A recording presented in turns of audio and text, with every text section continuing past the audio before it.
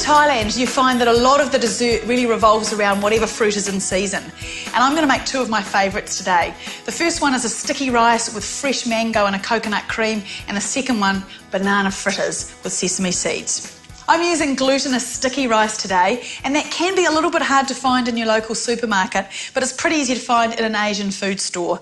Step one when you're using this sticky rice is you do need to soak it overnight just in a bit of water. Now what I need to do is wash some of the starch out of this rice and just run some tap water through that till it starts to run clear. That'll get us there.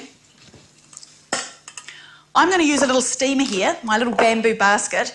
If you just have got a colander or your regular vegetable steamer, it's fine to use that. Just use the same process. Take a little piece of baking paper, squeeze that into my little steamer or bamboo basket, and then lay your rice in here. And just spread that out into there. Lid goes on there. And into a pot that we're then just going to bring to the boil. It's got a little bit of water at the bottom of that so that we're just going to steam. That's going to be fine for about 10 or 15 minutes, I'd say. It is sticky rice, so you don't have to worry about it going gluggy, and I can get on and make my banana fritters in the meantime. And I'm using green bananas today. They're not a particular variety, they're just unripe. And that means that they've got a slightly firmer texture, which is quite good if you're cooking bananas. You don't want them falling apart on you. I need some rice flour for this batter and coconut cream or coconut milk. When you're making a batter, you just need to keep an eye on the consistency of it as opposed to strict measurements. I've used about half a cup there. Sesame seeds, be a little heavy-handed on those. And I need some sugar. I need some regular white sugar. Here we go. Just a little bit in here. Again, this depends on how sweet you want it. I don't want them too sweet. Just about a tablespoon I'm going for in there. Round about a quarter of a cup of coconut cream. If we use just coconut cream as our liquid in this batter, it's a little bit too rich.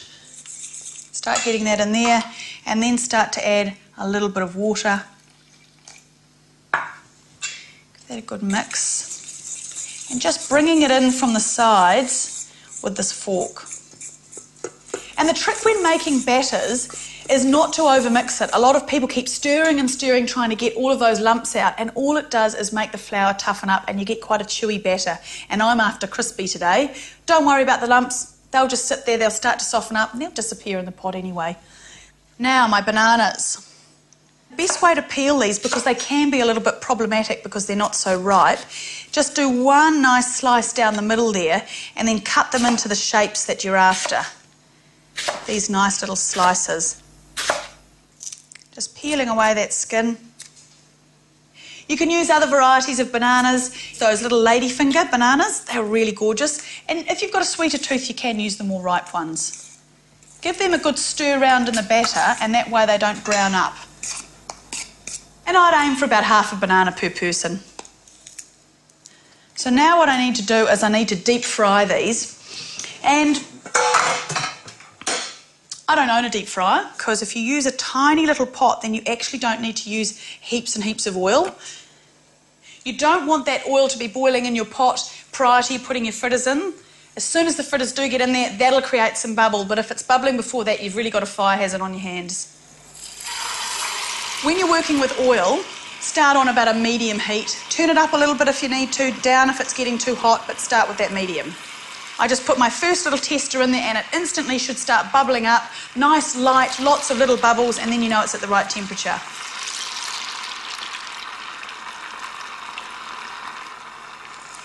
Ooh, beautiful. So I'm going to plate these up and I'm going to take a little bit of creative license with it, in that I like to serve them with yogurt and honey, which you don't see a lot of in Thailand, but I just love those flavours together. So arrange these on our plate. A little bit of a sprinkle of the sesame seeds and on top of there.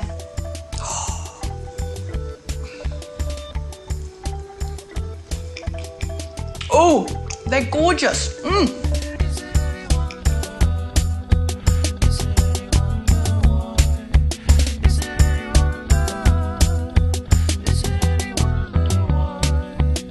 Let me check my rice.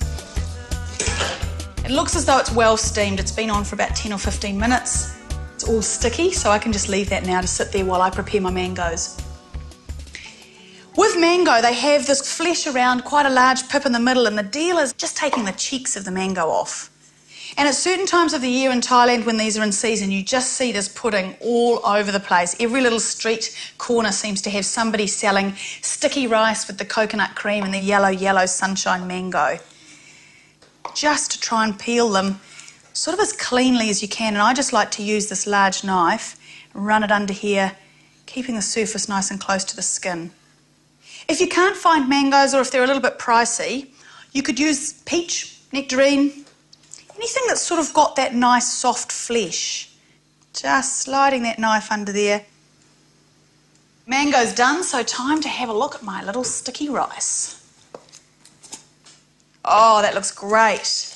The great thing about sticky rice is usually when you're cooking rice, you're trying to get that kind of looseness, but in this case, you want it all to stick together. So I've got this lovely cake of rice here. And I just love this little individual serving of sticky rice, and top it with some of the beautiful fresh mango. Oh.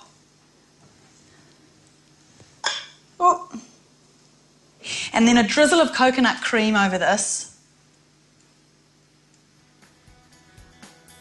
I'm just going to garnish these with some black sesame seeds because they look so beautiful. So there are two fruity Thai desserts, and I always think there's something quite impressive in offering a choice at dessert time.